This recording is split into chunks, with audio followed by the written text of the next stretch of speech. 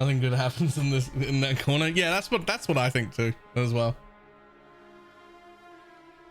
Top left and upside down is the best. No, that would just be distracting. It's a good bit, but this isn't this isn't. Hi, I'm Jonathan Rogers from Grinding Gear Games, and welcome to GGG Live. Today we're going to show you an exclusive reveal of what's coming next for Path of Exile 2. Twitch drops are enabled on today's live stream, so you'll be able to claim your Sun Priest's Incineration rare finisher effect by following the instructions below. Now with that out of the way, let's get started. It's time to give you a teaser of what's coming in Path of Exile 2, the Third Edict. Is that better?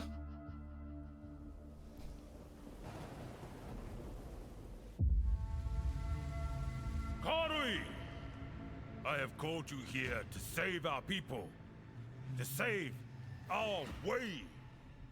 Over the ages, we have known pain like no other, but we endured, and we became mighty. Now, outsiders dishonor our shores, and we have stood by, doing nothing. Let's go. Hear my voice, ancestors! Show us your strength! Show us the true way! I understand.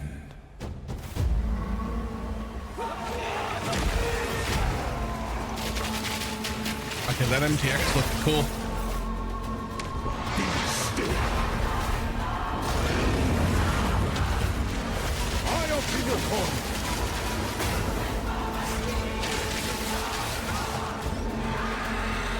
Fuck you. Nobody likes you, buddy.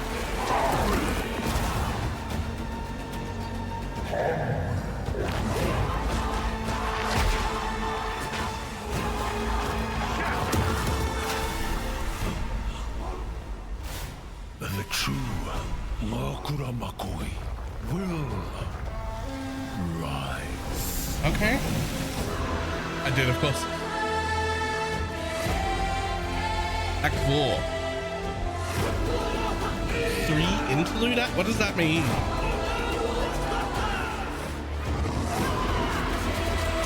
Support gem overhaul?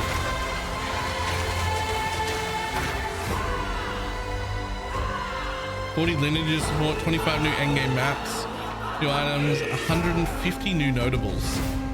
That was fast. Introducing, it's Druid, right? It's Druid, right? Wait, no, this is the Abyss. Okay, all right.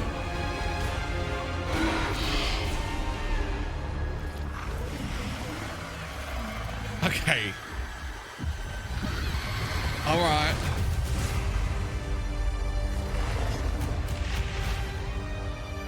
I hope you do a better job with Abyss than you did with Wisps. Those are horrible.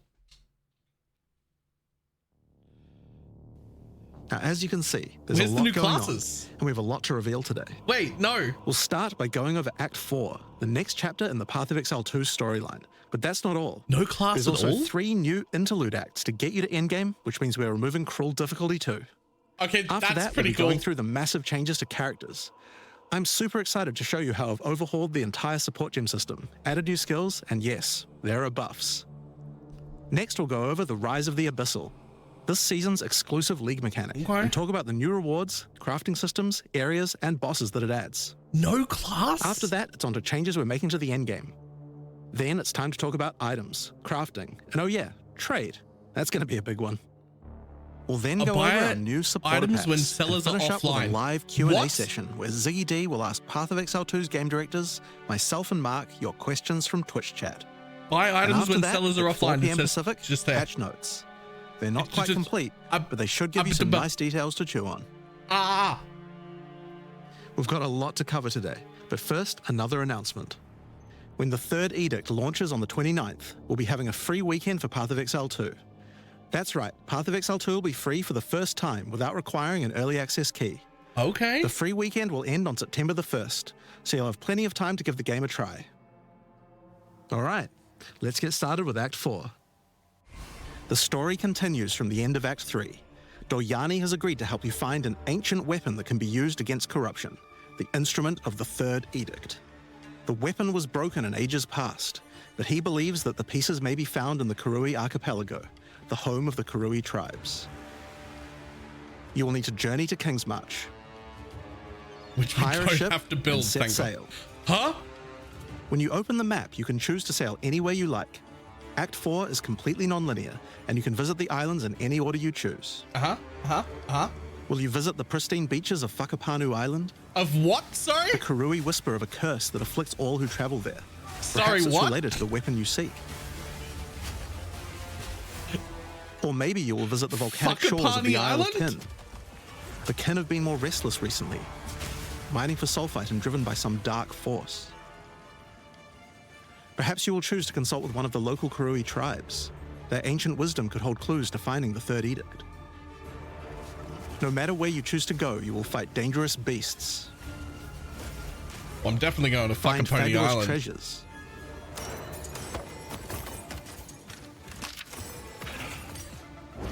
and Oh, that's a battle lot more incredible coming bosses. out of those A chests. challenger! Come, Yama sees your soul! Hello, Spirit Wukong. How There you are 8 doing? islands to discover, each teeming with its own flora and fauna. Act 4 contains over 100 new monster types, 16 new areas, 12 new bosses, and plenty of other interesting encounters. Those There's a are huge some amount to show, titties. but we're not going to spoil Sorry? too much here. Boom, We want to give you sorry? a chance to discover it all for yourself. That looks like the breast area. What Sorry? happens after Act 4? Well, until now you had to repeat the entire campaign again before you could face the endgame. But after adding Act 4, the game is far too long to make you do that. We needed something else to do in between the end of Act 4 and the endgame. Yep. So what else could we do? Add 3 new mini-acts, of course, and we're calling them the interludes. The interludes are a set of 3 temporary side I just stories saw that will be something that was included a in the bit game lewd. until Act 5 is released, that will take you to level 65 where the endgame can begin. Okay. The first interlude sends you on a journey back to Ogham. This is Renly has way been better leading than- the efforts to rebuild Ogham Village after the defeat of I Count actually Geonor. love this. But there's a new danger afoot. The nearby town of Holton is surrounded by an impenetrable darkness, and each night their corrupted townfolk emerge to raid the local farmlands. You will discover new areas and new bosses. I'm sorry, what the fuck You'll need skill to is find your way that through the darkness, that I just saw? uncover the source of corruption, Soon you will serve our master. and defeat it. Yes, I shall dance with their corpse. And that's just the first interlude. Yeah, that actually looked cool. The second That interlude will melee have you skill. return to the Vasteri Desert, where Asala has been given a sacred duty. I don't normally say that When the about melee skies stuff. align, the gifting of water requires a chosen Sekima to meet with the Selkari, guardians of the sacred water. Sekima But they're nowhere to nuts. be found. You will need to track down the Selkari, find those responsible for disrupting the gifting, fight even more new bosses, Okay. discover the secrets of the ancient ritual, discover new locations, and ultimately help Asala carry out her sacred duty. Now for Interlude 3. As Royal Thaumaturge of the Vaal, Doryani had plans within plans to save his people from the cataclysm perpetuated by Atzeri's lust for power. Sure. One such plan involved sealing a group of willing Vaal deep in a great mountain vault near the home of the Asmeri, deep enough to survive the cataclysm. Even though thousands of years have passed, he believes that their descendants may still live, and may be key to defeating the beast. The journey up the mountain will be dangerous. New foes stand in your way. And the further up the mountain you venture, the colder it will become. Explore caves of ice and enter the vault itself. Who can say what you will find within? The interludes are 6 to 7 areas each and generally include 4 boss fights as well. When you Okay. put that together with Act 4, that adds up to 35 new areas in the campaign and 24 new bosses. It's Yo, worth that's making a clear that the cool-looking interludes boss. are temporary. When Act 5 and 6 are added, the interludes will be going away. These are side stories after all, but don't worry, the bosses and areas that make up the interlude are all part of the endgame. We're not just going to throw them away. Okay. And with that, we don't need cruel difficulty anymore. we do know that it was a pretty big chore to have to play through the campaign multiple times on each character. Yeah, we didn't And this was a enjoy huge that. reason that the campaign could feel like a bit of a slog when playing through again. But we do also have another new feature to address that particular concern as well. So let's talk about sprinting. Oh, please In don't fuck this 030, up. when you hold down the dodge roll button, your character will go into a sprint after they finish the roll. That is This is very available quick. on all character classes, and there's no limitation on how long you can sprint for. The primary purpose of this feature is to make navigating areas faster when out of combat. Because of that, if you do take a hit while sprinting, you'll fall to the No. ground. No! The best idea is to use a skill me? when you see monsters. That'll break you out of the sprint so you can engage with no danger. If you do need to run away from monsters, just hold spacebar. You won't be vulnerable during the roll, and you're faster while sprinting than basically any monster in the game, allowing you to retreat from combat. Sprint is a pretty significant change to PoE 2's gameplay. What I like most about it is that we can accelerate the pace of the game for those who want that, without having to compromise on PoE 2's more visceral combat systems. Okay, so that's the new extensions to the campaign. I don't love but that. there's a whole giant league to play through as well. I'll leave that to Mark to talk about later. And that's because what I want to talk about now is the new stuff for your characters. And probably one of the biggest new systems here is with the support gems. Now, support gems are one of the most interesting elements to creating a build. They're what enables so many interesting mechanics and different ways to play. But PoE 2's support gem system has just never been quite right.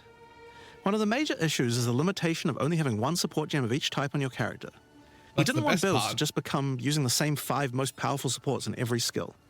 The problem with this design, though, is that it's actually working against using multiple skills in your build. If you can only use each support gem on one skill, it means that you're encouraged to go all in on that one ability. And we want to encourage you to combo your abilities. fair. Something needed to change. That's also So with that true. in mind, we've removed the restriction of having one of each support gem per character. You can now use as many copies as you like. But they still have downsides? This should drastically increase the amount of possible builds I mean- and increase the amount of skill diversity. I mean, okay. There are a lot of potential Alright. builds that suffered from the previous restriction. For example, a poison build previously couldn't add poison to more than one skill. They couldn't use stacking poison on more than one skill either. This severely limited your ability to combo with anything outside of the specifically designed poison archetype, but now you can. No, okay. Many utility skills previously couldn't scale to endgame because the supports that would make them scale were more useful to use in other skills. You would Generally, never speed up Legionnaire killing rework's harm with gonna martial be weird. tempo when you would much rather use it on your primary skill instead. There are more examples like this all over the place. In addition to that, though, we thought there wasn't enough feeling of progression in the supports as you went through the game. There were only 3 tiers of supports, and many of the most important ones were given out at Tier 1. Also, there were no strict upgrades, meaning that upgrading supports when you ran out of sockets required quite a lot of thinking. In order to solve these issues, we now also have multiple levels of many supports as you go through the game. Yes, please? For example, double barrel support gives you an extra bolt, but at the cost of 30% less reload speed. At Tier 2, the penalty gets lowered to 20%. Yes, But then at Tier please? 3, the support gem gets something new. It now reloads automatically when you heavy stun an enemy. That's cool. In some cases, the highest tiers might work a little differently, and you'll have to decide if you like the upgrade or not, depending on your build. For example, rapid casting. The first couple of levels gives 15, then 20% increased cast speed. But then Yeah. at Tier 3, it changes to a new approach. For each different spell you cast in the last 8 seconds, you get 10% increased cast speed, which could be a pretty big bonus Oh. if you use a lot of different spells. So that's pretty good for upgrades through the campaign, but we wanted to add a little more spice to the endgame for supports too. And that's where our new system, Lineage Supports, comes in. You can think of these like unique items, but for supports. There are supports that are only available at endgame, but they're much more powerful. Like Ratha's Assault. It's an upgraded version of Double Barrel that reloads your skill as you dodge roll, as well as increasing the number of bolts it can hold. But it does mean that it's the only way you can reload the skill now. Oh, that's cool, Unlike though. regular supports, you can't find these through the uncut support gem. Just like unique items, many of these can be found from specific bosses. Oh, okay. They're awakened gems. Okay. And there's a ton in the regular drop mean- pool too. Some of them are fairly rare, Temp quality. others fairly common. Some of them are build defining, others are just straight up power upgrades. All in all, there's around 40 lineage supports being added throughout the endgame. So there's a lot of power to find out there. That's Now, cool, though. the new support gems are certainly going to open up a lot of builds, but of course we have a huge range of improvements to individual character classes as well. As well as adding new skills, we had a big focus on buffing existing skills so that they can scale well into the endgame. So what There's a huge non-minion amount to builds am cover I here, running? so we're not going to discuss everything. We're just going to quick fire through some of the Because coolest I bet they changes. don't buff minions. We wanted to make cold a more useful element on the Ranger, so we've expanded the cold tools available. As well as increasing its range, Escape Shot now creates fragments of ice whenever it hits the ground. These fragments explode after a short time, making the skill better for killing groups of enemies. But not only that, we added an ice fragment support that creates more of them when killing frozen enemies. That's actually cool. And a new buff skill called Ice-Tipped Arrows that allows all your arrows to create ice fragments. Oh. This already gives clear to rangers wanting to use ice, but to take further advantage of the ice fragments, Freezing Salvo has been upgraded to shoot additional cold arrows towards every fragment, giving you a nuke-like ability. Oh, that's actually cool though. We've also modified Snipe to consume frozen from enemies, dealing a huge amount more damage, giving you a nice ice single target option. Oh. And something you might notice about this is that the bonus is a lot higher against bosses. This is actually a change you'll see throughout the entire game. 100% Since it's a more lot harder to against freeze a uniques. boss, you should get a bigger reward for it. Yo, okay. Another theme you'll see throughout the game is making movement feel better. Toxic Growth is a skill that was pretty cool, but a bit annoying to use with the jump that it had. Now Toxic Growth is a range skill, so you can spam it more easily. And we've also added a new poison skill while we were at it, called Toxic Domain. It creates a small area around you that makes all your attacks create toxic growth pustules, but attached to monsters. Oh, I love that. Another skill that was annoying to use was Electrocuting Arrow. It's now just a regular arrow, making it easier to use. But it also Okay. means you can support it with projectile supports. And it now also has Area of Effect, making it a tool for more than just single target, and allowing it to scale into the endgame. We also added a new spirit reservation called Mirage Archer. This is a meta skill that allows you to create shadowy clones of yourself to use a skill of your choice. Spears, Of bows, course, and one of the other big problems crossbows. the Ranger had was survivability. Evasion was the weakest of the three defenses, but we It wanted is. to change that. That is true. Well, that's Currently, not true. evasion Armor doesn't is. evade all types of hits in the game, so you're still vulnerable to things like slams or unblockable attacks. Evasion's way better than armor, my dude. Like, way To better. make evasion characters more tanky, we're adding a new mechanic called Deflect. Unlike evasion, Deflect works on everything, and if you successfully deflect a hit, you take 40% less damage. Okay. Items can now give you a mod that gives you some amount of deflection based on your evasion. And there's a Okay. bunch of it available on the passive tree too. Deflection is rolled in addition to evasion, so this is an upgrade for regular hits too. So, Unlike evasion, there's yeah, no maximum suppress. chance. You can reach 100% deflect against all hits if you spec into it enough. Of course, this is a Okay. buff that helps all dex characters, so the mercenary and the monk, but especially the huntress, are seeing big defense boosts from this as well. Cool. That's cool. Speaking of defensive mechanics, let's talk about block and parry. Now, one of the big concerns sure, on the let's. release of the Huntress was parry feeling unreliable. Yep. One of the big reasons for this is there's a lot of hits that are not blockable, and thus not parryable either. So a huge balance change we're making is that now everything is blockable, except for specifically unblockable red flash skills that bosses use. Okay. This makes parry much more reliable. And not only that, but to make block and parry nicer to use, you now also move faster than before while using these abilities. This is a massive buff to passive block as well. So to counter that, we did have to lower the max passive block a bit, but overall you should feel much safer. Okay. Fire skills on the warrior were not really cutting the mustard, so we decided we needed to upgrade a bunch of them, but also add some more as well. Let's start with a buff. Volcanic fish are now branches into multiple fishes, giving it much more clearing potential. That one does look cool. We've also added a new skill called Forge Hammer. This skill throws a molten hammer that does a slam at a distance. You can recall the hammer back by using the skill again if you like, but the cooler thing to do is to use a war cry near it. Using a war cry makes the hammer explode, making a bunch of volcanic fishes around. Okay, that is actually Volcanic cool. fishes re-trigger when you slam them, so it's a great skill to make a flaming arena to fight a boss. Oh, that is actually cool though.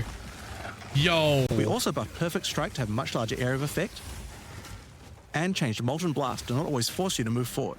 Trust me, it feels a lot better to use now. The Yep. skill now has massively boosted chance to ignite monsters as well. And you're going to want to ignite monsters due to a new glory skill called Ancestral Cry. Ancestral Cry charges up with glory by igniting monsters, invoking King Kalm's favor. After you do, use it to channel Kaum's ancestral power. Every attack will be ancestrally boosted with fire.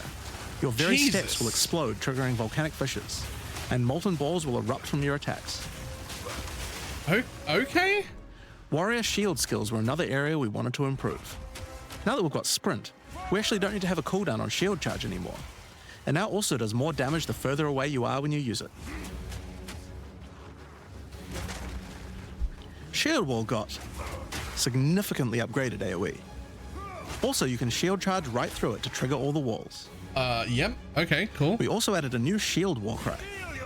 Fortifying Cry gives you a defensive buff, but it also builds up charge on your shield that empowers your other shield skills. And Magma Barrier now doesn't require timing in order to use. Just wait for your shield to charge up and block. Okay, that's also cool. Seismic Cry now stuns enemies that are primed for stun. And we changed the Sunder interaction with Armor Break. It now also gives a Sundered Armor debuff that makes enemies take 40% extra physical damage. Great for bosses. Ancestral Warrior Totem has undergone some pretty significant changes too. We wanted the skill to feel more like using an ultimate. That summoning an ancestor to fight for you was a big deal. So we've changed this totem to require 3 endurance charges to summon, and massively buffed its damage. It also now scales your weapon damage too. Since there's no limit anymore, if you build around generating endurance charges, you can summon an entire forest of totems. In order to make that easier, we added some new sources of endurance charges. There's now a support to make Perfect Strike generate charges, and a support for generating endurance charges from heavy stuns as well. Okay. Speaking of totems, we wanted to upgrade the Warbringer. Among the other changes we've made to this class, Answered Call now gives an extra totem, and the spirits have just been generally buffed in many ways. Use it with your limitless ancestral warrior forest to make an army of Karui that would make Tukohama proud. We've also merged the Great Wolf Howl and Warcaller's Bellow support, so that you can get all the benefits with 1 point. Okay. And Encased in Jade no longer removes the Jade when getting hit, making it a much better defense. Oh, good. Next up, let's talk about accuracy. Accuracy was always intended to be something that warriors didn't need to care about very much so long as they're in close combat. But unfortunately, that's not currently the case. This was particularly annoying with skills like Bone Shatter, which you certainly don't want to mess with. So we significantly buffed your chance to hit at close ranges when you don't have much accuracy. Warriors shouldn't require any accuracy investment in order to hit with close range attacks now. That's cool. We also wanted to improve armor. Now, one of the major weaknesses of armor is the inability to defend against elemental damage. In order to mitigate this, we're adding a lot more of the stat that allows your armor to defend against elemental damage. No. It's now available on items and in a lot more places on the that might passive not be tree. enough. Hold up. Hold up, that might... One of the most important improvements we've made in 030 is to that's declunk the really action and good. flow of shooting crossbows. You can now reload crossbows without any movement penalty. But not only that, all skills that can be used while moving now slow you for a shorter amount of time. Okay, that's This half change of the benefits armor everyone, problem fix. not just crossbow skills. That is a With good both thing. of these changes put together, the run and gun playstyle feels much better. It's hard to explain how important this change is for the feel of the class. The Mercenary is also a good chance to talk about how we're rebalancing to make comboing skills much better. Take Shock, for example. It buffs damage and lasts 4 seconds right now, but that isn't really giving you enough time to take advantage of it. If you're going to add a lightning skill into a build that otherwise wouldn't use one, we need to make mechanics like this much better. So we've increased shock duration on monsters to last 8 seconds. Oh. And skills like Plasma Blast, which are intended to be good at shocking enemies, now increase the damage bonus by a lot more. Okay. You'll find changes like this all around the game. Chill now lasts 8 seconds, giving you more of a reason to weave in cold damage. Freezing skills are better at freezing. Burning skills need to cause burns that last longer. By making skills like Permafrost Bolts and Incendiary Shot double down on how they're supposed to be used, it makes using them in your build alongside other skills much more likely. Okay. We're also making sure to buff specific combos too. The freeze explosions from frag rounds now chain to nearby enemies. And using high velocity rounds with armor break will now fragment the opponent's armor. This causes monsters to take a portion of high velocity rounds damage with every subsequent hit, even tiny pellets. Okay. So that means following it with a shotgun blast is way more effective. Now there's a lot more buffs to crossbow skills, but for now I'm just going to talk about the new one we added, Mortar the Mortar Cannon. Cannon. This one lets you socket any grenade skill, and using it will summon a cannon which loads and then fires the grenade you choose. Yo! Another issue on the Mercenary were banners. They were just not very good, so we're doing a big upgrade to them. They now last longer, don't disappear when moving out of them, and we removed the Valor mechanic. They now just give a much more consistent and stronger buff, and you can use them when you get enough glory. Grenade totems? On which one of the main focuses was making various minion types more useful to use together. Wait. Melee minions in particular were just Sorry? not that great compared to Wait. ranged ones. As a starting point, we just straight up removed the requirement for minions to have accuracy. Attack minions now always hit, which makes them way better. Brutes got some good numeric buffs, but we also added a new command skill where they do a war cry that intimidates enemies and detonates any frozen monsters and allies around you in a big cold explosion. We've also changed the Frost Mage's command skill to an ability that adds ice armor to your other minions, adding a layer of defense. And it makes them deal cold damage back to the attacker as well. The ice armor also makes the minion count as frozen, so the Brute's Warcry can detonate them too. Unearth was changed to work on corpses of your dead skeletons, allowing you to summon the minions more easily in boss fights. And they also got a new jump ability, allowing them to get into combat faster. Ray's Spectre was also feeling pretty weak for the spirit cost they have. You don't say. To be honest, we were a little afraid of these when we first balanced them. Yep. No, We both decreased the spirit cost for a large range of monsters, and will significantly increase Spectre damage too. They should feel a lot more impactful. Don't bait me. Am I going to get baited again? There's Oh. also a lot of new spellcaster weapons with newer cult skills. But I'll just talk about one of them that I thought was particularly cool. Oh, but what if it's bad The still? Reaping Staff is actually a wicked scythe that gives you a new ability called Reap. When an enemy is low in life, you can dash forward and rake enemies with the scythe to cull them instantly, healing you. It can also inflict critical weakness on enemies too. Now, there's a lot of balance changes in the Witcher's Ascendancy classes, but I'll just talk about two of them for now. On the Blood Mage, you were previously required to spend your first points on Sangromancy, Oh. which really was supposed to be the downside for being able to access the powerful abilities on the rest of the class. In order to make picking the Blood Mage a better early option, we've made Sangromancy free, unlocking the power of the rest of the class immediately. On the Infernalist, Oh. the Demon form wasn't something people were really using because you lost your weapon stats while transformed. Well, you no longer do, so it's a much better option now. On the Monk, the Wind skills needed a big upgrade for sure. Staggering Palm can now stack up its duration if you use the skill multiple times in a row, so you can keep the effect of all your skills throwing up wind much more easily. Okay. Wind Blast had the purpose of building up to dazing an enemy, but dazing just wasn't worth all that effort. No, Now it it's just not. dazes on hit, meaning a single Wind Blast will make all your skills stun enemies more easily. All right. Following up with Vaulting Impact on a dazed enemy previously did a bunch of stun. Now it allows you to break your enemy's stance. When their stance is broken, following up with a fast attack will do way more damage. A cool build that certain people always enjoyed in PoE 1 was hand-to-hand combat, but until now we just didn't have a real way to make it viable. Well, that changes now. The Monk, as a true martial artist, now has the ability to learn the Hollow Palm technique, a keystone that lets you use all quarterstaff skills while unarmed. 1% more attack speed per All quarterstaff 25 attacks now have item a special evasion. unarmed version, and you get further bonuses to all your Oh. attacks from stacking Energy Shield and Evasion on your character. Oh. A new keystone we also added to the Monk section of the tree is Walker of the Wilds. Mana This leech changes repellent mana leech based to on- work with elemental damage instead Oh. of physical, which is pretty useful for all those elemental attacks the Monk has, but it works well for the Ranger too. Now, one of the least used Ascendancy classes in the game is the Acolyte of Chayula, so we knew we needed to make some changes here. One of the key things we had to do was make the chaos damage that the Acolyte can do much more useful. So we've added a new skill allowing chaos damage to ignite, shock, chill, and freeze, embracing the elemental prowess of the Monk in a truly chaotic fashion. In addition, he can make all of his chaos damage leech. And we've buffed Into the Breach and Embrace the Darkness by moving the effects of the 4-point nodes into the base skills. He also gains a new notable, Grasp of the Void, which leaves void illusions behind you as you dodge roll. If they're killed, they do massive explosions of darkness, dealing damage to everything in sight.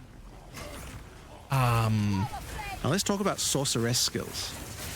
One of the things we wanted to improve on the Sorc is the ability to use multiple elements together more effectively. Okay. Now, this might seem small, but one of the things pushing you towards using a single element is debuffs like Elemental Curses, which lower resistances of a single element. In order to fix that, we're making quite a lot of game-wide changes to these kinds of mechanics to broaden what they apply to. So for example, there's no longer 3 curses for fire, ice, and lightning. Instead, there's just a single curse that buffs all 3 at the same time. Yes. And things like Frostbomb, which gave you cold exposure, now give elemental exposure. You can use it to buff any of your other skills. Yes. We also wanted to make switching between different weapon sets smoother, so you can use different elemental staves more effectively. To do that, we've removed the weapon switch time, and now happens instantly. Also, this applies yes. game-wide too. No, that's so And good we didn't though. just want to stop there. We wanted to add some specific mechanics that work between different elements, and that's where elemental infusions come in. Certain skills can now drop elemental infusions. For example, when a frostbomb explodes, it leaves behind a cold infusion on the ground. After picking it up, you can spend it on one of any number of different skills to transform how they work. Spark will create a nova of cold-infused projectiles. Wait. Ice Nova will leave a chilled area on the ground. And we also added a new low-level skill that fires ice shards. Use it with cold infusion though, and the ice shards will explode. Orb of Storms Wait. now generates lightning infusions when you cast enough spells near it. And that's all spells, by the way, not just lightning. Once you have one, you could cast a lightning flame wall, which adds both fire and lightning damage to all the projectiles that pass through it. Or power up Ember Fusillade with lightning, which will generate arcs to nearby enemies as each fireball hits. Or maybe go lightning on lightning with arc. This skill is now a projectile, and by infusing it, you can go full Palpatine. Get fire infusions by blowing up monsters with living bomb. Yeah, okay. Then use them with Comet to summon a giant fire meteor from the sky. Or Minions use it with still look Firestorm, like they're going which to be transforms it troll. from I'm a small definitely area playing into something a much else. bigger one. Firestorm is unique in that it can be infused by multiple different elements at the same time. Add an ice infusion to rain down ice at the same time as the fire. And add lightning to add deadly strikes from the heavens into the mix. Or use it with all 3 to generate a storm that is truly apocalyptic. Yo. Cold Snap has been simply turned into Snap. Previously, you could use it to shatter ice, but now it works to detonate all of the different elemental ailments and makes them leave behind infusions. And just like how you could previously use it on Frostbolt, you can now also use it on Orb of Storms and Solar Orb to detonate those as well, which means you can create many infusions at once. We also have a Spirit Reservation skill and a support gem to help generate them too. Chance to On create the passive additional tree, damage. we've added quite a few new keystones to the Sorceress section. Whoa, Here are a couple whoa, of examples. Whoa. The Black Flame Covenant keystone converts your fire spells to chaos and causes your ignites to deal chaos damage. Your fire spells and ignites will also turn purple. Huh? The Ritual Cadence keystone causes your invocation skills to trigger more times, but makes them trigger periodically over a longer duration instead of one. Great for those auto bomber builds. Now, in addition to skill changes, we've added a lot more options for the passive tree for each class. Overall, there are more than 100 new notables on the tree, usually around 20 per class, along with smaller clusters as well. Check out the old version, and here's the new version. It's a lot more dense, and there's more interesting nodes than before. Now, we probably can't go through too many of these in the livestream, so I'll just show you one from each class's area of the tree. We tried to be a lot more thematic with the new nodes. So for example, the Molten One's Gift. It lets the benefit of Armor Break apply to your fire damage. Or how about Last Stand, which gives you lots of stats as your situation becomes more and more desperate. That actually is A cool. lot of these have themes aligning with Ascendancy classes. Like for the Gemling Legionnaire, for example. You have crystallized immunities, which makes you immune to different status ailments, depending on which support gem color you have socketed the most. Oh. Another Ascendancy class alone notable is Sanguimatic Rituals. It allows arcane surges to generate life instead of mana, unlocking that support gem to be used with the Blood Mage Ascendancy. In the Sork area, you'll find these Archon nodes that allow you to convert all of your elemental damage to a specific element. You become a Lightning Archon when you spend enough mana, after which all your skills will be converted to lightning, and you will do extra lightning damage as well. We have ones for cold and fire too, with different triggers. Here's another cool one.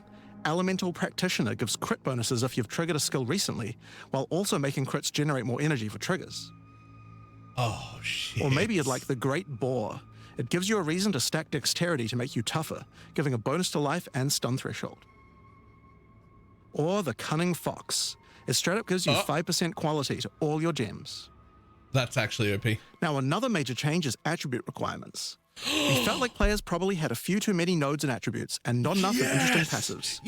So we lowered attribute requirements by 25% across the board. Oh, praise. That means you'll have more points to spend on interesting notables rather than just needing to allocate more strength, dex, and int. Oh, that's so good. Now, there are way more changes than just these. These are just some of the cooler ones we wanted to show off. But I'd say that's just about enough for now. We're not even half done yet. So I think it's time that we talk about the League, the rise of the Abyssal. And to do that, I'd like to hand things over to Mark. As you just saw, even though there are major changes to the campaign for this update, we want to make sure that every time you come back for an expansion, each area feels different with something extra going on. It is really important to make sure your experience when returning between expansions is fresh and filled with new content. And the way we did this was through leagues. Every expansion we make has a league, which not only has a fresh economy, but also has new content exclusively available in that league. So, let's delve into the details of what Path of Exile 2's first official league is bringing to the table. The Abyssal are a race that have mastery of forbidden magics and necromancy. They were thought to be extinct, but have merely been biding their time underground. You first encounter signs of the Abyssal in Clarefell, where you discover that during the night, weaker members of the Undead Legion have been attacking the encampment. The townsfolk require your help to investigate where the monsters are coming from and put a stop to their attacks. Out there, ancient creatures, lurking beneath the surface. As you proceed through Rayclast, you'll find fissures in the earth connected to larger pits. The monsters normally inhabiting the area are being affected by it, harmed by it even, having their souls eaten to strengthen the Abyssal underground. As you defeat the monsters, the fissure closes and Abyssal emerge, angered by you killing their food. Once all those fissures have been sealed, the pit activates, and more Abyssal pour out.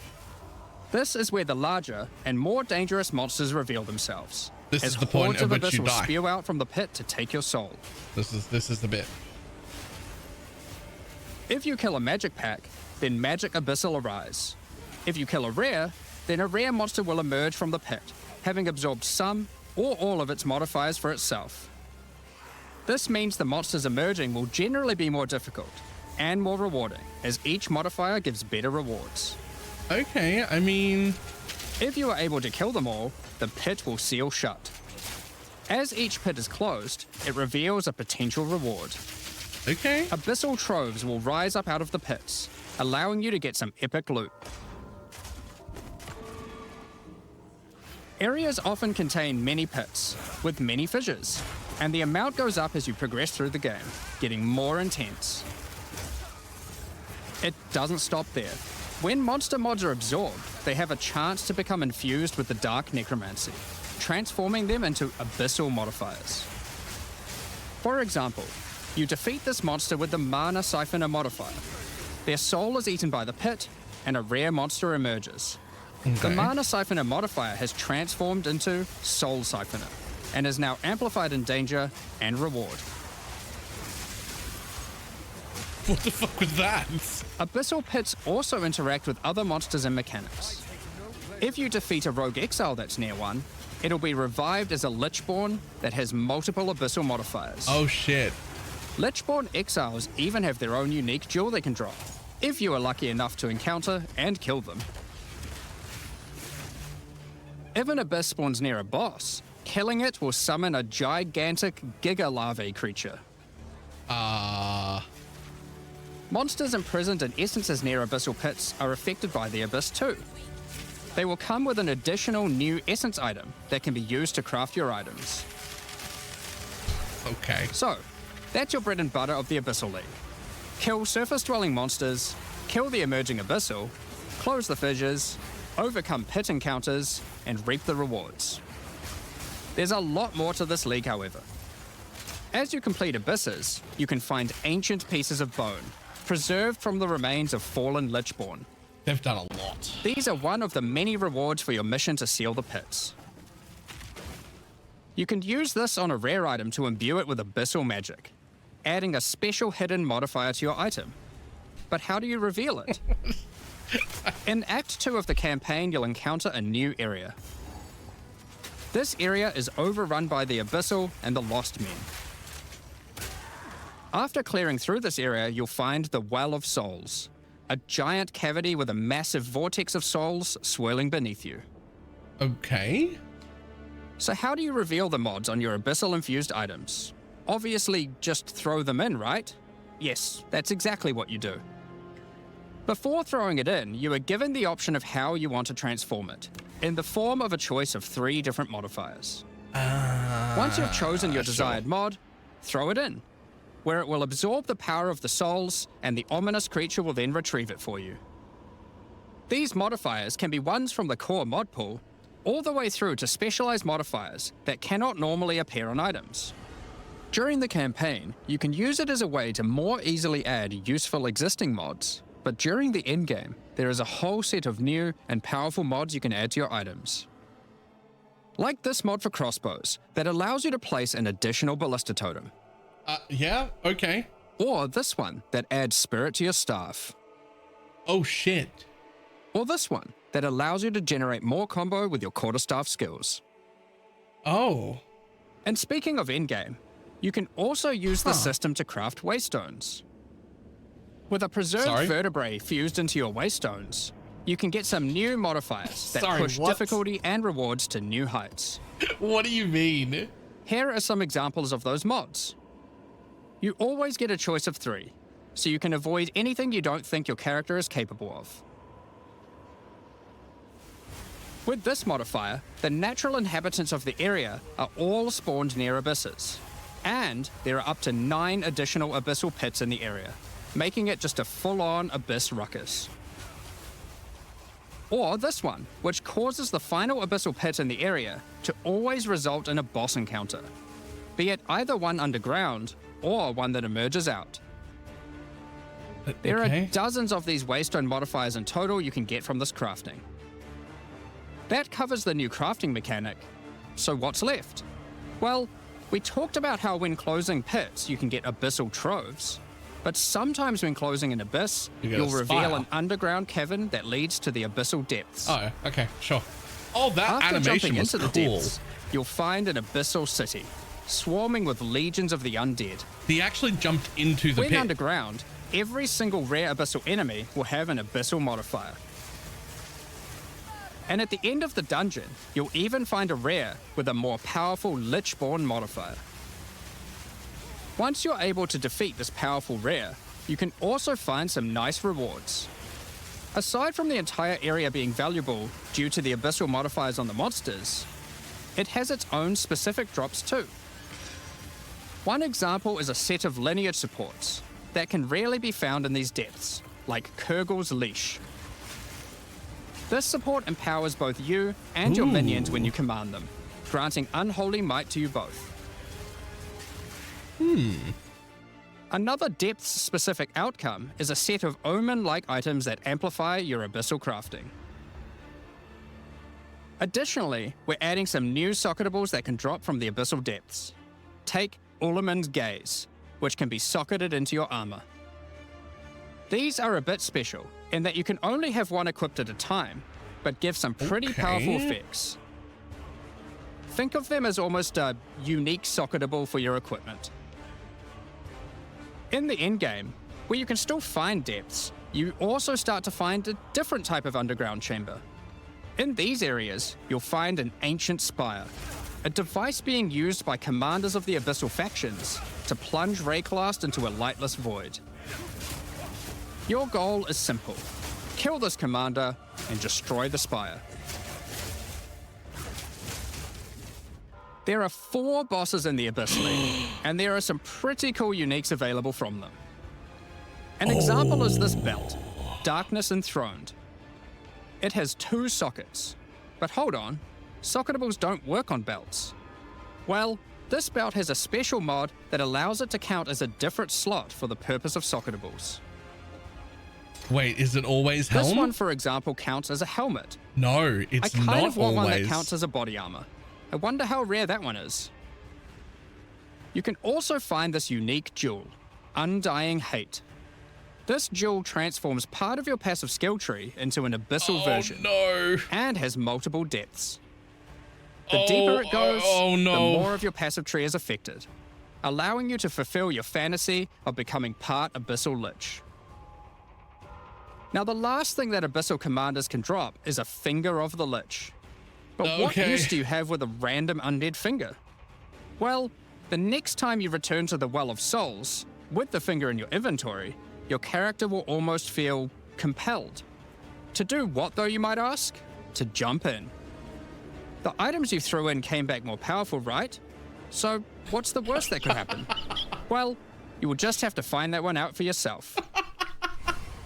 Along with the introduction of Act 4 and the interlude, we will be adding 25 new endgame maps.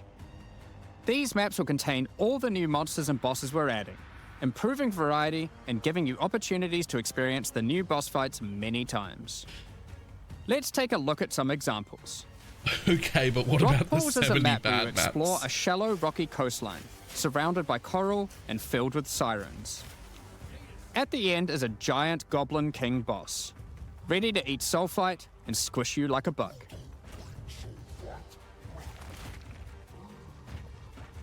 Holton is an Ezomite township which has seen better days. Explore and clear the township to find a gothic, Reaper-like boss, with the ability to manipulate storms and fry you with both lightning and wither you with chaos.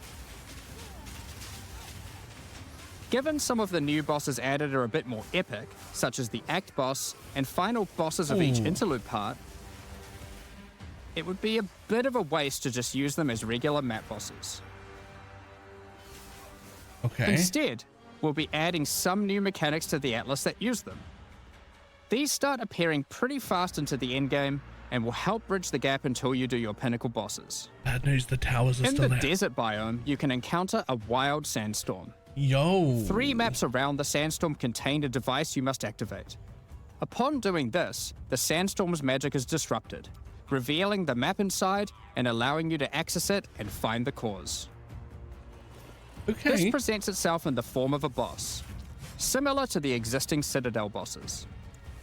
This boss is a Faradin Swordmaster, who has been blessed with the power of a time gem, allowing him to take his swordsmanship to the next level by replicating himself, maneuvering rapidly, and severing the fabric of time itself with his powerful slashes. In the water biome, you'll encounter a giant maelstrom, where one of the maps surrounding the water biome connects to it, but the connection is obscured. You must run the maps nearby, hoping to find a beacon, which will remove the maelstrom and reveal the connection to that map. Another example is this Vaal vault in the mountain biome. But how do we get inside? Okay. Running the adjacent maps to it will yield a key, which you can then use to gain access to this vault. Or, you could just trade for one, I guess. Use the key to dispel the powerful force field surrounding it, leading to the Vaal Elite and their rewards inside. Faustus will provide you with a key. These all contain Uber versions of the Act 4 boss, and the bosses at the end of each part of the interlude. And each have their own exclusive drop pool of new lineage supports, which, as Jonathan spoke about earlier, are powerful support gems that modify your skills in pretty crazy ways. As an example of a lineage support which can come from the Faradin Swordmaster mentioned earlier, we have Garo Khan's Resolve, which causes your critical strikes to fork, but requires some mobility on your part to properly enable. From the boss sealed in the Vaal Vault, we have Paquate's Pact, which supports your war cries, causing them to inflict massive amounts of corrupted blood at the cost of your own life. Additionally, some maps can now spawn summoning circles, a room resembling an Ezomite henge. Activating this henge will spawn bosses. It's as simple as that. We'll also be making changes to how affixes and waystones work, as the current prefixes equals good, suffixes equals bad iteration isn't quite hitting the mark. Yep. We tried something new here in Path of Exile 2, No but after traders, seeing the not feedback, we been seen decided we actually liked what we had in Path of Exile 1 more. You don't say. Like Path of Exile 1, each affix will now be both difficult and rewarding. Yeah. Waystone mods now grant an increase to the number of waystones dropped, and an additional specific upside attached to it. This means as you roll your map, they will continue to get more difficult and more rewarding, and allow you to customize the difficulty and rewards of your maps better. For example, the Frostbitten mod, which causes enemies to deal cold damage, also increases the rarity of items dropped as its upside. Whereas the Of Venom suffix modifier, which causes enemies to poison on hit, has the upside of granting increased pack size. Okay, that's fine. That's way better. Some maps will end up having a lot of rarity, some a lot of pack size, and others will just have a mixture of everything. Due to now having more modifiers granting difficulty, we will of course be reducing the difficulty per modifier to account for this. So, that's your Atlas, maps, and Waystones. Okay. But what about Breach, Ritual, Pinnacle content, and others of the sort? We're making some changes around this too. The first change is that you'll now be able to invest 2 points into your specific League Atlas trees before having to run the Pinnacle content. Aha! There will be a specific objective for each type of content which grants you those points. For Good. example, in the case of Delirium, it's simple. You just need to find and kill one of the bosses in a map, Omniphobia or Kosis. The rest of the points for each content come from the Pinnacle content, but we're making some changes to accessibility here too. Currently, access to most Pinnacle content requires the same key at the easiest and most difficult version of the content. This creates a negative feeling where at lower difficulties, instead of wanting to run the content, you're often better off just selling it to someone who can run it at maximum difficulty. To address this, we learned from each PoE content will 1 now drop years ago. splinters, Fantastic. which will not form into singular items. Instead of using the singular combined item in the realm gate, you can now just bring your splinters. Upon inserting the splinters into the realm gate, an interface will appear, allowing you to pick your difficulty, and you'll notice each difficulty has a different entry cost. This means if you want to run easier difficulties, it costs less, which also allows you to run this content much sooner into the endgame. Because these encounters now just require splinters, their corresponding Atlas tree no longer affects the difficulty of them, and has been changed to purely affect the content and maps on the Atlas. The Arbiter of Ash works a bit differently. Instead of requiring splinters, he still needs crisis fragments. We now have only 2 difficulties of the Arbiter. The first, requiring the existing fragments obtained from citadels. The second, Uber Arbiter, requires calamity fragments. These come from citadel bosses also, but only once you've allocated the maximum number of points in your boss Atlas tree, ensuring those citadels are at their highest difficulty level. Since we're talking about Pinnacle content, we also felt that the leveling curve in the late game was a bit too steep. We've smoothed this out a bit so that it's easier to get to the mid-90s. We've also added some new in-game unique items. Let's take a look at a couple. Yes, please. Thunderfist is a pair of gloves that grants Crackling Palm, a skill which empowers your unarmed attacks, granting the ability to call down the storms themselves on enemies you hit. Put simply, literally every monster you hit with your unarmed skills will be struck by powerful lightning. Yes, Pair please. this with the aforementioned Hollow Palm technique to embrace your true unarmed prowess in combat. Another unique we're adding is Henekura's Sight. Equip this amulet to be granted the power of the Mother of Death herself. This is reflected by granting you a skill called Foresight. While you have Foresight, your dodge roll no longer avoids hits. But instead, being hit while dodge rolling restores you to full life and makes you unable to die for a brief period of time. You'll notice when this does occur, a copy of your character appears and takes the full damage. This is you seeing that future, as if you hadn't been wearing the amulet. Okay, that's actually really cool. Your in-game experience should be more streamlined. With new content to find, you'll be able to invest in your Atlas trees sooner, engage with Pinnacle content faster, have less FOMO running said Pinnacle content, reach higher levels easier, and do all of that while finding many new chase endgame items.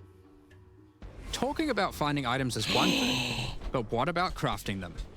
Wait. We've taken a step back and looked at some of our crafting systems to make some notable improvements. Let's start with essences, which suffered from an issue where the regular essences were effectively useless and didn't give players the tools or excitement that a crafting system should provide. To alleviate these concerns, essences are being changed in a few ways. Firstly, they're being changed to function like regals and add specific modifiers with specific values, meaning you know exactly what you're going to get. We found that players were often bottlenecked by regal orbs when crafting in the campaign, so this helps to fill that gap, allowing you to better upgrade your items. Okay. For example, this Lesser Essence of Flames, which will be able to add a flat amount of fire damage to your magic martial weapons. Secondly, we're adding many more tiers. That Lesser Essence of Flames, for example, has a regular variant and a greater variant too, adding even more fire damage with each upgrade. The intention of this is so that when you find one early on, you don't worry about holding on to it till later to use on a higher level item. Good. You should feel free to use them as they come to get powerful upgrades during the campaign. Probably not use it. Don't use it on that belt.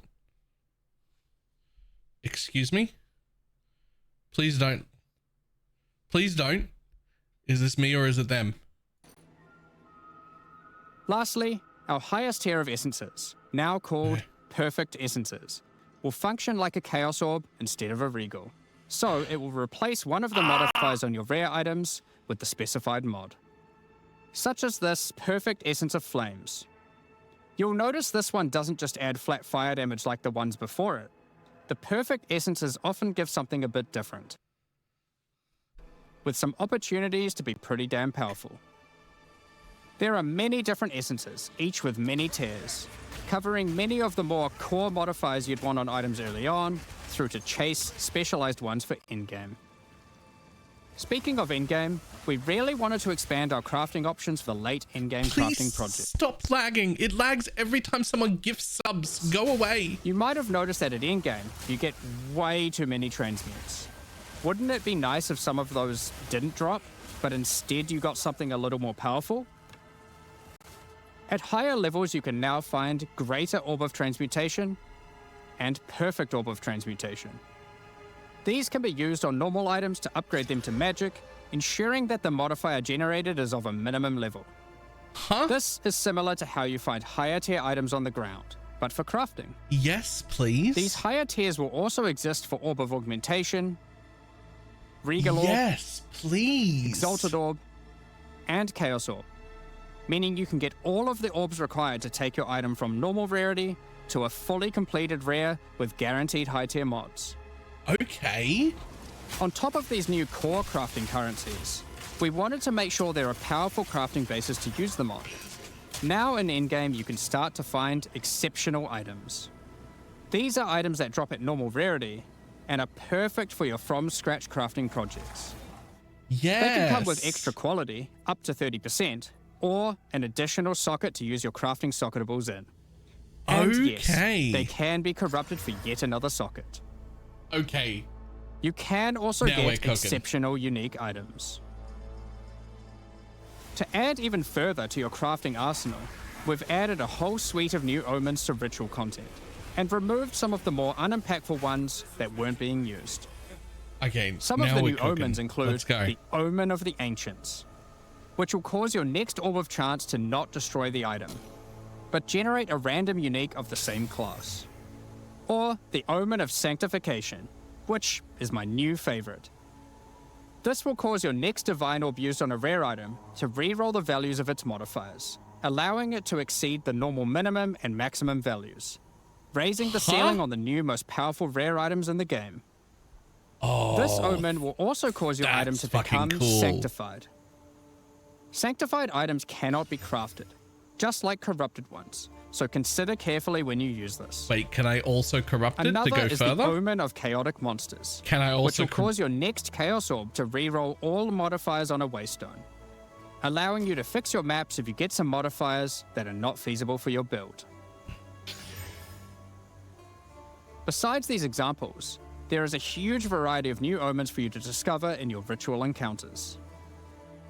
With the release of Act 4, notably taking place in the Karori Archipelago, you'll be able to now find a new currency item, Henikora's Lock. Henikora, the Karori goddess of death, has the power of foresight and is able to see many futures, including the outcome of your next craft. So, imbuing her lock onto an item gives you that same power too. Okay. For example, you'll know whether or not to use an Exalted Orb on your item, as you will know exactly what the outcome is. So, with all these new crafting improvements, it's safe to say you're going to be making some epic items, and not necessarily just ones for yourself. So given that, it's time to talk about a massive one. Trade. Okay, what do you got? It's finally here. The moment we've all been waiting for. Fully asynchronous trade. Over the years, the way players trade with each other in Path of Exile 1 has morphed from using the forums, through to the in-game chat, all the way through to using the website. These systems, in all their iterations, work for a while, but with each iteration, new problems eventually reveal themselves. Be it requiring you to be in your hideout too much instead of out there killing monsters, or never getting responses from people who are either AFK or just can't be bothered. In order to finally Someone's solve an Avatar this, fan. and this has been a long time coming, we're adding a new system that allows you to buy items from other players without requiring the seller to be present. They can continue farming, killing monsters, AFK as they please, and can even be offline. With the introduction of King's March in Act 4, you will encounter Ange, assistant to Rog in the Meridian Free Traders Company. Over the last 2 decades or so, since Path of Exile 1's storyline, Faustus has handed down his knowledge and expertise to Ange, and she is now ready to take over his business. If you have a hideout unlocked already, you can immediately invite her there. If you don't have a hideout yet, you will need to acquire one. You can do this by completing a quest to defeat one of the bosses inhabiting an island in Act 4, allowing you then to take a slice of it for yourself, making it your new home and base of operations. Once invited to your hideout, she will now serve as operating your currency exchange, but also serve as the figurehead in your new trading empire. So, how does this new system work? In the existing trade system, you would list items for sale in premium stash tabs. And then when someone wanted one, you'd have to take it out for yourself and trade it to them. Now, instead of using those, you can give your items to Ange so she can sell them for you. Each item must have a price set. The prices are set using in-game currency items, such as Exalted Orbs or Chaos Orbs. Once a price is set, other players will be able to find the item by searching for it on the trade website. Once a desired item has been found, you can hit a button, which will instantly teleport your character in-game to their hideout. Then, you can immediately purchase the item, and while there, if you want, browse their other goods, in case there's a good deal someone else hasn't yet discovered. You'll notice that as a buyer, on top of the currency the seller set for the price, it also costs gold to purchase an item. Okay, as that's Ange has bills to pay fucking after cool. all. As a seller, you'll immediately receive a notification when an item of yours is sold, and can also see an effect above Ange in your hideout. This is when almost she has exactly unclaimed currency. the trade that I've been describing Just for go the talk past to 4 her, years. Claim your currency, and continue playing at your leisure.